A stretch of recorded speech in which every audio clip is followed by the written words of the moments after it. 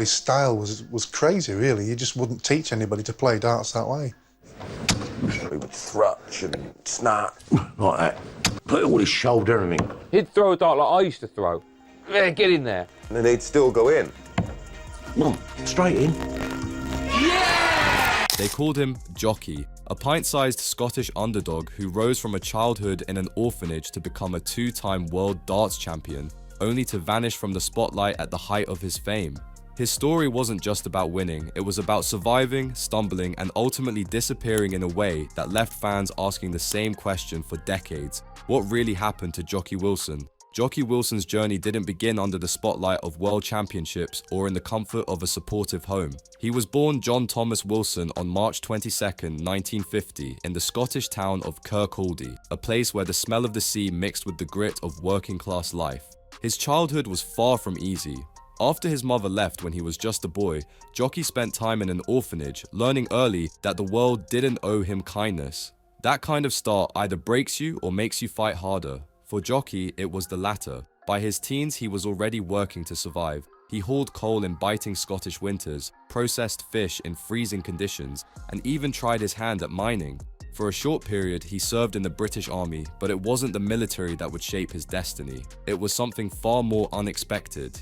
Darts, for Jocky, was never a dream he chased in his youth. It was just something to pass the time. A few pints at the local pub, a few throws at the board, a few laughs with mates. But somewhere between casual games and competitive banter, something clicked. His aim was different, sharper, instinctive, almost effortless. The pub regulars noticed it, even if Jocky didn't take it too seriously at first. He threw his first dart, he turned around and talking away, and he just done that. Treble 20, treble 20, treble 20. Again, just casually, you know. That all changed in 1979. Out of work and looking for a distraction, he entered a local darts competition on a whim. No sponsors, no formal training, just raw talent and a stubborn streak a mile long. Against seasoned players, he didn't just hold his own, he dominated. When he walked away as champion that night, it wasn't just another barroom victory. It was the moment the course of his life shifted forever. Within months, Jocky was competing in professional tournaments, rubbing shoulders and occasionally clashing with some of the biggest names in the game. His rise wasn't gradual, it was a rocket launch. One day he was throwing darts in a pub for a pint, the next he was stepping onto stages lit up by TV cameras, carrying the hopes of Scottish fans who had never seen one of their own take on the world's best with such fire.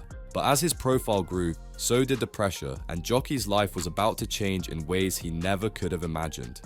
Jocky Wilson's arrival on the professional darts scene in the early 1980s felt like a lightning strike, sudden, electrifying, and impossible to ignore. He didn't look like the polished sportsman who had dominated the game for years. He wasn't tall and lean, and he didn't have a sleek sponsor's jacket or media-trained smile. Jocky looked like the guy you'd bump into at the local, pint in one hand, dart in the other, and that was exactly what made him dangerous. He was unpredictable, raw, and completely unshaken by reputations. By 1981, he was already a rising star, claiming the British Professional Championship, a feat he would go on to repeat 3 more times, setting a record in the process. But his defining moment came just 1 year later. In 1982, Jocky entered the BDO World Darts Championship as something of an underdog. The favourites were the legends, men like John Lowe and Eric Bristow, names that had long ruled the sport. Jocky didn't care about reputations. On that stage, under the bright lights, he played like a man who had nothing to lose and everything to prove. Match after match, he dismantled his opponents with a mix of precision and stubborn determination. The crowd, initially unsure what to make of this scrappy Scotsman, began to fall in love with him. He wasn't polished, he was real.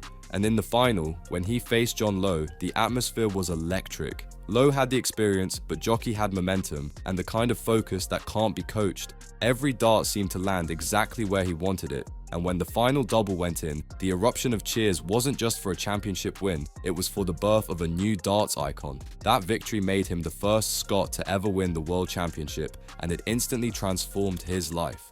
Overnight, he went from being a working-class pub player to a national hero. He was invited onto TV shows, mobbed at public appearances, and celebrated as the man who had put Scottish darts on the map.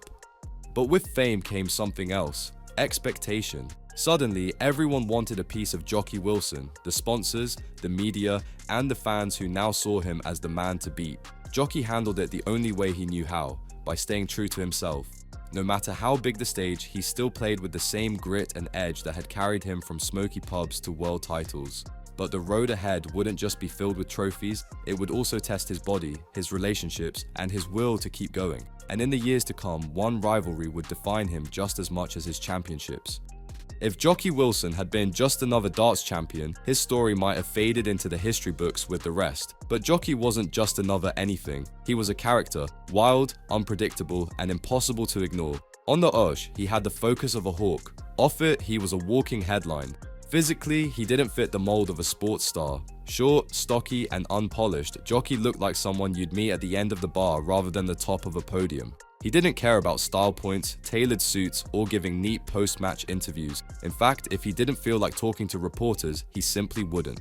His authenticity was both his greatest charm and his greatest weapon. Fans loved him because he was real, and rivals hated facing him because he could get under their skin without even trying. And then there were the moments that cemented him as a folk hero. Like the time his dentures famously flew out mid-match, and without missing a beat, he popped them back in and carried on playing, sending the crowd into hysterics. Or the nights when he'd stroll into the venue straight from the pub, still riding the high of a good session, and somehow throw like his life depended on it. But behind the laughs and bravado, there was another side to Jockey. He lived hard, really hard. A heavy smoker, known to go through up to 50 cigarettes a day, and someone who enjoyed his drink perhaps a little too much. He wasn't exactly treating his body like a temple. Those who knew him well said his lifestyle wasn't about recklessness for its own sake. It was just who he was. He played the way he lived, full throttle, no breaks. This larger-than-life persona spilled over into his rivalries, the most famous being with England's Eric Bristow. Bristow was smooth, calculating, and media-savvy, the opposite of Jockey's scrappy, unpredictable energy. Every time they faced each other, it was more than a match, it was a clash of worlds. Bristow played to dominate, but Jockey played to win on his own terms. And often, that's exactly what he did. The public adored it. Crowds would roar for Jockey's comebacks, boo his rivals, and revel in the chaos he brought to the game. He was a showman without even trying, someone who could turn a darts match into pure theatre.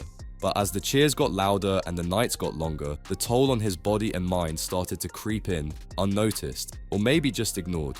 And in 1989, in one of the most unforgettable nights in darts history, Jockey would prove once again that when the stakes were highest, he could rise to the occasion in a way no one saw coming.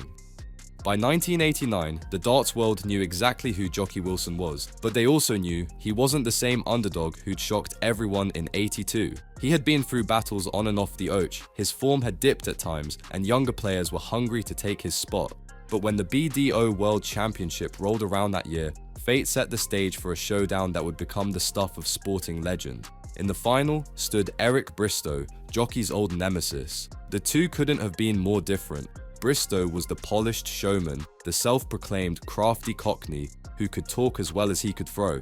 Jockey was the unpredictable scrapper who played from the gut and didn't care for mind games, at least not the kind Bristow liked to play. Their rivalry had been simmering for years, each man taking turns getting the better of the other, but this was their biggest stage yet. From the first throw, it was clear Bristow had the upper hand. He raced into the lead, playing clinical, controlled darts while Jockey looked like he might crumble under the pressure. For a moment, it felt like the fairy tale was over. But if there was one thing Jockey had mastered in life, it was fighting back when everyone thought he was finished. Midway through the match, something changed. Jockey's throw found its rhythm, the crowd sensed the shift, and the energy in the room turned electric. Each dart that hit its mark tightened the screws on Bristow. The roars grew louder, the tension thicker. And then, in a display of grit and determination that would define his career, Jockey mounted a comeback, reeling off legs and sets with the kind of accuracy and composure only champions can summon under fire. When the final dart landed, it was more than just a win, it was a statement. Jockey had beaten Bristow on the grandest stage, in one of the greatest turnarounds in World Championship history. He lifted his second world title, smiling in that way only Jockey could, half triumph, half mischief. It was a moment that etched him permanently into darts folklore. To win the World Championship twice, you can't be lucky. Anyone can win it once. You can have that. To win it twice, you've proved a point. But victory didn't just crown him a champion, it also deepened the myth around him. To fans, Jockey wasn't just a great player, he was a man who could take a beating, stare down the odds, and still walk away with the trophy. For Bristow, the loss was bitter. For Jockey, it was the ultimate high. Yet as often happens in sport, the higher the climb, the steeper the fall. And in the years that followed, the lifestyle that had made him so lovable and so unpredictable would start to catch up with him in ways that no opponent ever could. After his second world title in 1989, Jockey Wilson was a hero in the eyes of his fans, a man who had twice climbed the mountain and planted the Scottish flag at the summit. But behind the cheers and trophy photos, cracks were beginning to show. The very qualities that made him unforgettable on the Osh, his wild spirit, his disregard for convention, were also the ones that were quietly eroding his career. Jockey's lifestyle had always been high octane. Long nights, heavy drinking, endless cigarettes, up to 50 a day by some accounts. He wasn't a man who believed in moderation, and for years his natural ability had been enough to overcome the wear and tear. But as the 90s rolled in, the game was changing. New players were emerging with sharper fitness, stricter routines, and a hunger that left no room for complacency. Jockey was still capable of brilliance, but his consistency began to slip. Health problems crept in. He was diagnosed with diabetes, his breathing grew labored, later linked to chronic obstructive pulmonary disease. Arthritis began to affect his hands. For a sport that demanded precision and calm, these were devastating blows. Yet Jockey kept playing, often with a smile that hid just how much pain he was in. Then came December 1995. Without warning, Jockey announced his retirement from professional darts. No farewell tour, no emotional goodbye speech, just gone. To fans, it was as if he had vanished overnight. The man who had lit up the biggest stages in the sport disappeared from public life entirely.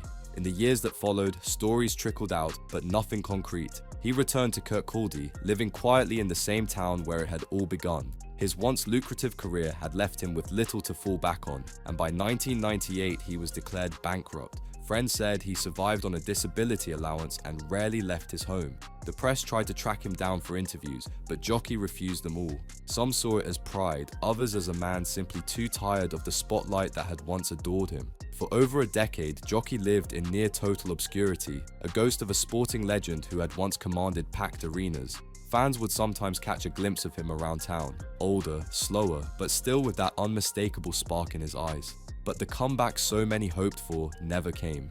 And then, in 2012, news broke that left the darts world stunned.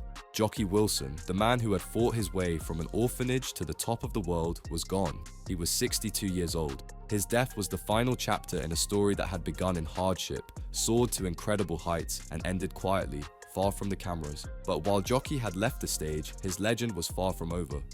Because they're still here when you look back. You think they're still here, don't you?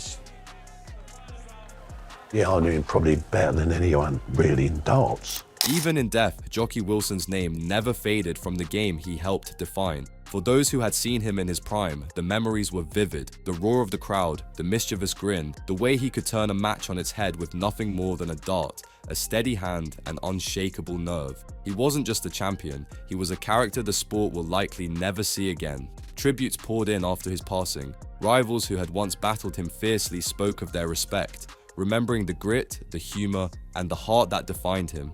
Fans shared stories of meeting him in pubs, of unexpected kindnesses, and of moments when he'd stop to sign a napkin or pose for a photo, no matter how big the event he was at. In 2009, while he was still alive, the Professional Darts Corporation created the Jockey Wilson Cup, a one-off event that pitted Scotland against England, a nod to the fiery rivalry he embodied. And today, his legacy is etched into the very fabric of the sport. The World Seniors Darts Championship trophy now bears his name, ensuring that every time a new champion is crowned, they lift not just a piece of silverware, but a reminder of the man who proved that greatness can come from the most unlikely places. Jockey's story was never neat. It didn't follow the polished arc of a sports documentary. It was messy, unpredictable, and human, just like he was. He had his flaws and he never tried to hide them. In a world where many athletes try to control every image and every word, Jockey lived unfiltered, and that perhaps more than the titles is why he's remembered with such affection. From a boy in an orphanage to a two-time world champion to a man who walked away from it all, Jockey Wilson's life was a reminder that glory is fleeting, but impact lasts forever. His career may have ended in silence, but his name will always be spoken with a smile, and maybe a shake of the head by those who know the game. Because once you've seen Jockey Wilson play, you never forget him.